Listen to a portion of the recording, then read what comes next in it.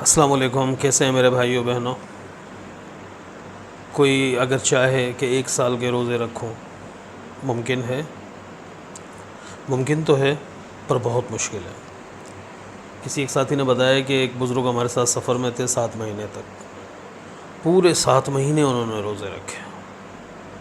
اور ایک بزرگ تھے ہمارے شہر کے، حالانکہ وہ ڈاکٹر بھی تھے، MBBS، ایک مدرسے میں ان کی جاب تھی، بہت متقی اللہ والے تھے، یہ ہم نے دیکھا ان کو۔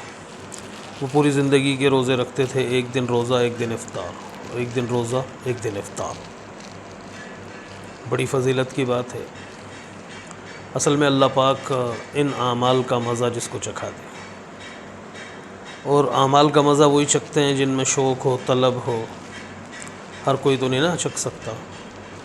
ہمارے لیے تو اللہ معاف کرے فرائض ہی وزن ہے، ہمارے لیے تو چھوٹی چھوٹی نیکی وزن ہے۔ اللہ رب العزت کے جو بندے ہوتے ہیں پیارے، وہ اللہ سے اپنے لیے اعمال کی آسانی قبول کرا لیتے ہیں، اپنے شوق سے، اپنی طلب سے، پھر اللہ پاک بھی انہیں توفیق دے دیتے ہیں۔ جیسے ایک واقعہ لکھا ہوا ہے فضائل صدقات میں کہ ایک شخص نے مسجد نبوی میں 1 سال کا اعتکاف کیا، نہ کھایا نہ پیا نہ آرام کیا۔ تو کسی نے پوچھا کہ آپ کو اس پر کیسے قدرت مل گئی؟ تو انہوں نے فرمایا کہ اللہ پاک نے میرے باطن کو دیکھا، اندر کو دیکھا، اور مجھے ظاہر پر قدرت دے دی۔ عزم تھا، جتنا مضبوط عزم ہوگا، نیت ہوگی، اللہ پاک اس کے لیے مسخر کر دیتے ہیں۔ کتنے بڑے بڑے اعمال کر گئے اس دھرتی پر لوگ۔ ایک بزرگ، 2 بزرگ تھے، تیسرا کوئی تھا نہیں، غالباً وہ جیل میں تھے، دونوں اللہ والے۔ کہا کہ رمضان کا مہینہ شروع ہو گیا، اب تراویح کیسے ہوگی؟ آپ بھی حافظ نہیں، میں بھی حافظ نہیں۔ تو ان میں سے ایک بزرگ نے کہا کہ میں دن میں پڑھا کروں گا، رات کو تراویح میں سنا دیا کروں گا۔ تو دن میں وہ 1 سپارہ پڑھتے، اللہ پاک کی توفیق سے وہ حفظ کرتے، اور رات کو عشاء میں سناتے، دوسرے دن دوسرا، تیسرے دن تیسرا، اس طرح پورا قرآن حفظ کیا اور رات کو تراویح میں سنایا۔ کتنی بڑی بات ہے۔ میرے اور آپ کے لیے تو عقل میں آنا ہی کہ متحمل نہیں ہے، اللہ معاف کرے۔ کیوں ہم نے اس میدان کا مزہ نہیں چکھا؟ اس کے برعکس دنیاوی میدان میں بڑی حیران کن کام کر رہے ہیں لوگ، وہ سب سمجھ میں آتا ہے۔ پوری رات اللہ والے نفلوں میں گزار دیا کرتے تھے، یہ بات سمجھ میں نہیں آتی۔ اور جب یہ موبائل آیا اور ہم نے دیکھا نوجوانوں کو، ہمارے ایک بزرگ تھے، وہ فرما رہے، بولے کہ میں عشاء پڑھ کے گیا، کچھ نوجوان فون پہ لگے ہوئے تھے، اور جب میں فجر پڑھنے آیا تو وہ فون پہ لگے ہوئے تھے۔ تو بھائی سب آسان ہے، جس کو جس چیز کا مزہ آ جائے۔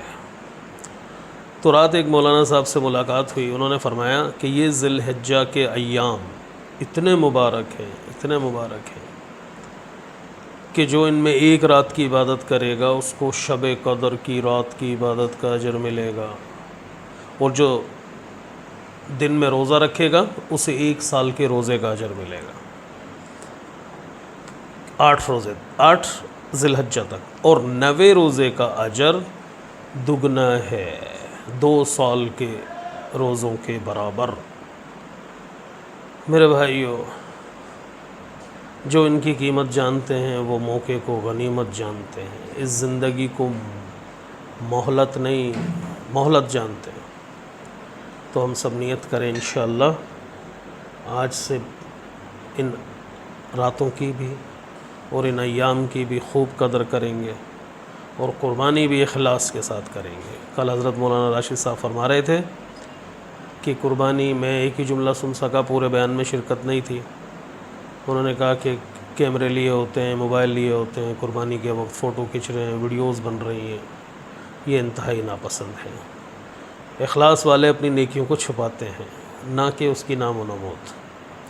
تو ہم بھی بھائی اپنی قربانی کا ایک ایک قطرہ اخلاص والا اللہ کے سامنے اس دفعہ پیش کر دیں، پچھلے پر معافی مانگ لیں، اور کوئی وزن کا اور کوئی جانور کے بڑے چھوٹے ہونے کا، کوئی خوبصورتی کا، کوئی گھمنڈ نہ ہو، کوئی کسی سے مقابلہ نہ ہو، جس کو اللہ جو توفیق دے۔ اللہ پاک کو قربانی زیادہ پسند ہے۔ قربانی قربانی قربانی، اس کے مفہوم کو ہم سمجھیں۔ جس طریقے سے ایک جنگ کے موقع پر